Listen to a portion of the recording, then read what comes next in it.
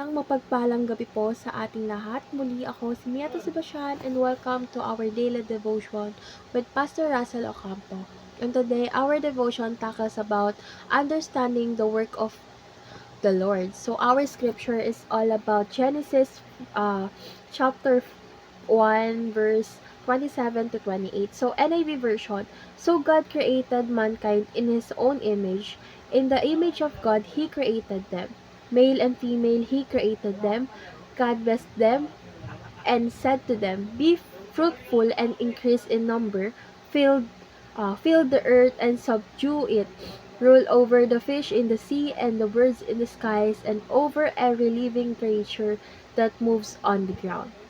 So, tungkol saan nga ba tong verses na to? So, yung Genesis chapter 1 verse 27 to 28 ay nagpapakita or sumisimbolo ng pagkakalikha ng Diyos sa sangkatauhan sa kanyang sariling imahe at pagbibigay ng utos sa kanila na maging mabunga, dumami, at pamahalaan ng buong mundo. So, yung verse na ito is nagtataglay siya ng dalawang pangunahing bahagi.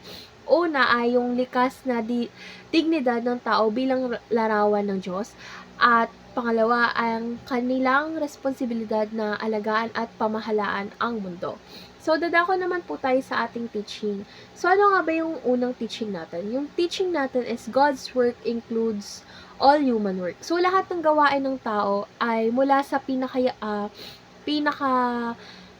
pinakapayak hanggang sa pinakakomplikado. So, yung bahagi kasi ng original plan ni God para sa sangkatauhan. So, yung ang trabaho, sining agham, at pamamahala ng lahat ng saklaw ng trabaho na tinutukoy sa Genesis. So, yung likas na layunin ng tao is, syempre, pinapakita na ang bawat uri ng gawain ay mahalaga at bahagi ng pagkakilanlan natin bilang larawan ni God. So, yung pag-unawa sa lahat ng gawain ng may halaga sa Diyos ay nagbibigay dignidad sa bawat trabaho o anumang antas nito sa lipunan. So, next teaching is sin corrupts all human work. So, mga matilikha tayo para sa makabuluhang trabaho. So, yung kasalanan ay nagdudulot ng katiwalian at kahirapan sa lahat ng gawain ng tao.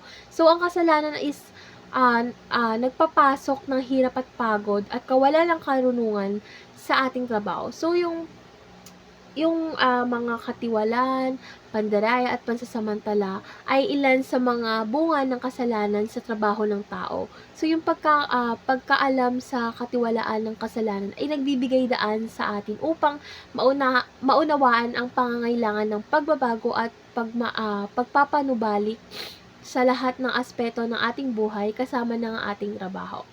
So, last teaching is Jesus redeems human and their works. So, sa pamamagitan kasi ni Jesus is yung mga tao at ang kanilang mga gawain ay napapanumbalik at nabibigyan ng bagong layunin. So, yung pagtubos kasi ni Kristo ay hindi lamang para sa kaluluwa, kundi pati na rin sa ating mga gawain.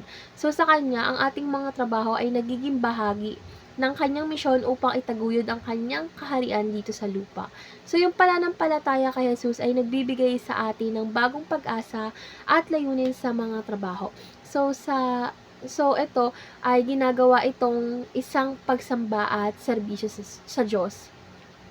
So, dadako naman po tayo sa ating application. So, yung first application natin is reimagine our work in the Garden of Eden.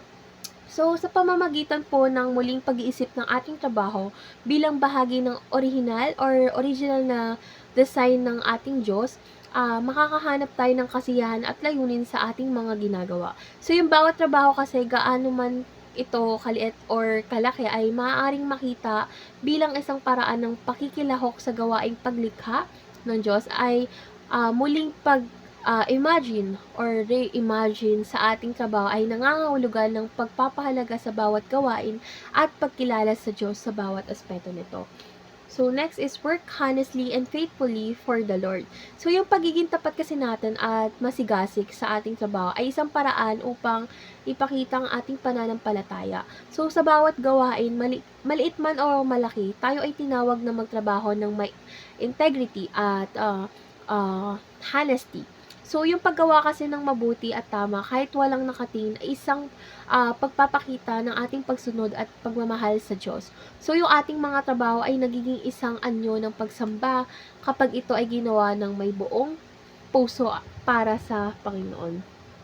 So, last application is follow Jesus' mission of building godly nation. So, yung ating mga trabaho ay maaaring maging instrumento upang itaguyod ang kanyang kaharian. So, sa bawat trabaho, tayo ay tinawag na maging ilaw at asin ng sanlibutan.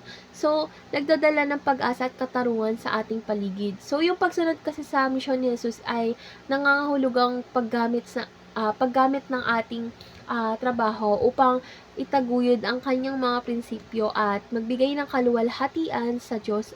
So, yung bawat gawain ay nagiging isang pagkakataon upang maging bahagi ng pagpapalaganap ng kaharian ng Diyos.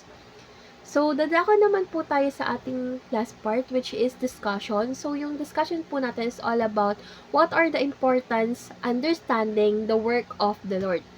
So, para po sa akin, yung pag-unawa sa gawain ni God or ng ating Diyos ay nagbibigay sa atin ng malalim na layunin at kahulugan sa ating trabaho. So, kapag nakita natin na ang ating trabaho bilang bahagi ng mas malawak na plano ng Diyos is nagkakaroon tayo ng mas mataas na antas ng motivation at happiness sa ating ginagawa. So, yung bawat maliit na gawain kasi natin ay nagiging makabuluhan dahil ito ay bahagi ng ating pagsamba at serbisyo sa Diyos.